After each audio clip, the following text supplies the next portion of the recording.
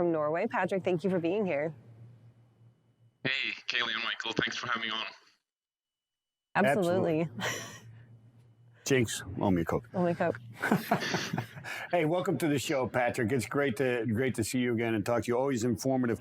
You've got some interesting takes on what's going on in the market right now. Obviously, rates are changing, volumes are changing, supply of capacity is changing, et cetera. And it's put some interesting dynamics in the shipper-buyer relationships, right? Yeah, I think there's numerous really interesting things that are sort of coming together in the market at the moment, and then you highlighted some of them. The challenges we've seen in Shanghai, and the infrastructure challenges we've had in the U.S. with constrained infrastructure and congestions for a longer period of time. But now it's you keep on adding these elements on top with raising inflation rates, raising interest rates, the geopolitical instabilities like what we see in Ukraine.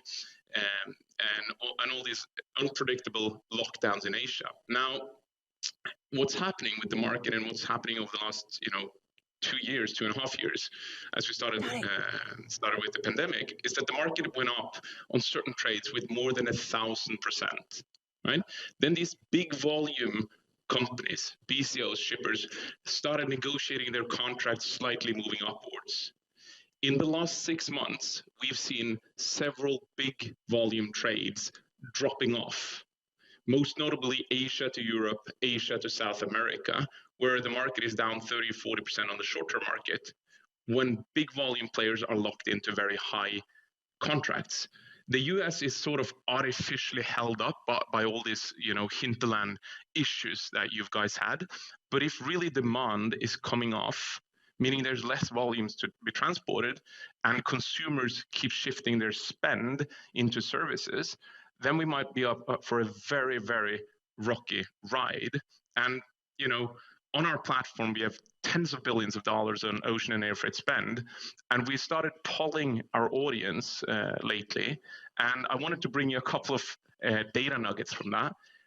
More than 70% of our customers report that they would either renegotiate those highly priced long-term contracts or actually be illoyal to their contracts. And that's going to cause a lot of friction between the buyers and sellers. Just about that loyalty to those contracts that they have, Patrick. In the truckload market, at least in the U.S., contracts are just basically, all they say is, if I give you freight, then you'll charge me this, right? There's really no contracted amount of volumes, et cetera. And so shippers can, and carriers alike, they dishonor it all the time. There is not a whole lot of loyalty there. Unless it's one of these dedicated type of management type of things.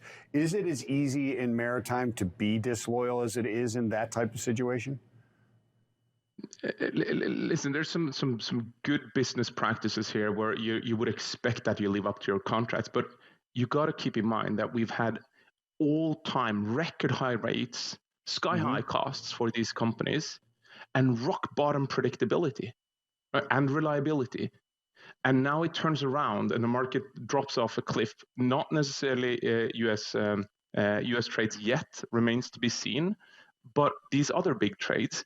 And then you expect those customers who struggled so much for 2.5 years to remain loyal to their contracts when it's not proper mechanisms in those contracts to enforce that kind of behavior.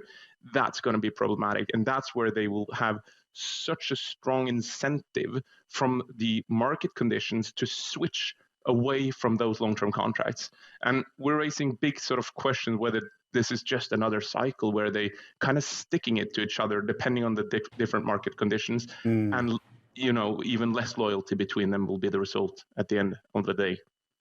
I think that's a really interesting point that you bring up, Michael, because you talk about how in the truckload market, things move on such a short time scale, right? Yeah. You're talking about days of movement where you can now renegotiate these contracts. We were just talking on Tuesday about going from the annual bid cycle to a quarterly bid cycle or these mini monthly bids even. And that's feasible when you talk about moving things truckload over the road because it moves so quickly. But when you're talking about maritime, you're talking about 2 to 3 to 4 weeks of transit time sometimes even. And so we can't necessarily cut those contracts down and more, right? So the solution is almost just to break the longer term contracts instead of cutting down the time limit on those contracts. Patrick, do you see any other viable solutions, whether that's altering how long these contracts last or altering how binding they are to kind of ease, I guess, the tension in relationships, but still protect both the shipper and the buyer? Yeah, well, when you have such a volatile market that the air freight market, ocean freight market is, and air freight for that matter, we've been talking a lot about index regulated contracts. That's almost the only viable option, because the market is going to go up and it's going to go down. It's going to be substantial swings. So the mechanism to ensure that the relationship between the buyer and the seller remains somewhat harmonized is to make sure that the prices move in line with the market. And that requires indices that you can peg the pricing on, right?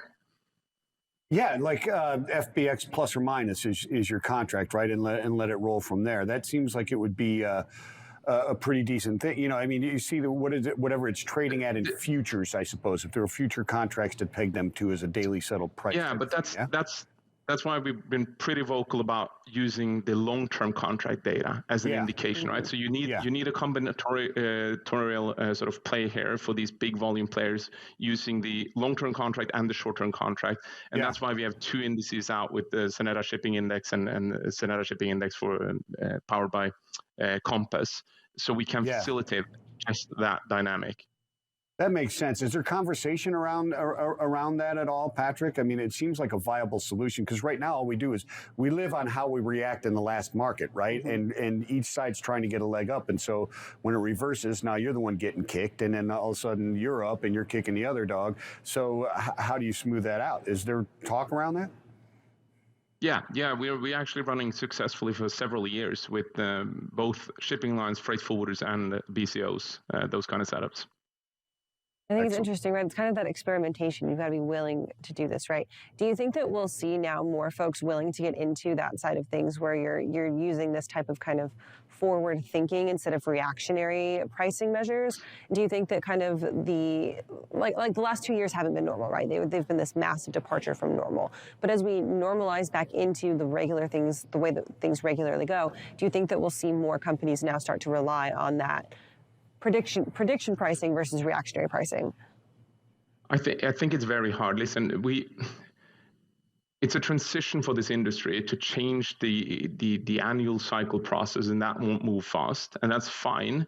Now we're going into a period where more than 50% of our customer base anticipate decreases to their volumes, their future volumes, relative to what they had in their RFQ, of more than 20%. So for them now to go to the supplier side and ask for these index deals it's a tough call for them, given the uncertainty that lies ahead. And on vice versa, when the market was upward moving, there was little to none appetite in the market from the seller side to go into this. So it's a basic fundamental challenge, the lack of trust between the players, to really move them into a more lengthy, sort of sustainable and healthy relationship. And one final item is that the opportunistic sort of way of thinking of this is that if your spend is on $200 million and the short-term market falls off a cliff, then you can have substantial bottom line impact by being illoyal to your contracts. And it's hard from top sort of C-suite to accept that a company wouldn't be in a position to do that, but would rather more gradually follow the movement downwards in the market with an index deal. So it's not very straightforward, to be honest. Yeah, I mean, it's an interesting dynamic that's been going on for literally thousands of years. And it's always been that way. Is it moving more towards a shipper controlled market than a supplier? I think if what we've seen over the last 6 months continues, then for sure we're moving into a buyer's market again. Now, the market is controlled by a limited set of shipping lines, so I would be anticipating that they blank sailings and do everything they can in order to adjust the capacity to the actual demand. But let's see if they're better at that than what they've been historically. Excellent. Right. Thank you so much, Patrick. Yeah, thank you so much. It's great to have you guys as always. Perspective is very, very interesting. Right now, we're going to head over to Sydney Edwards. She's got our next check of headlines for your morning.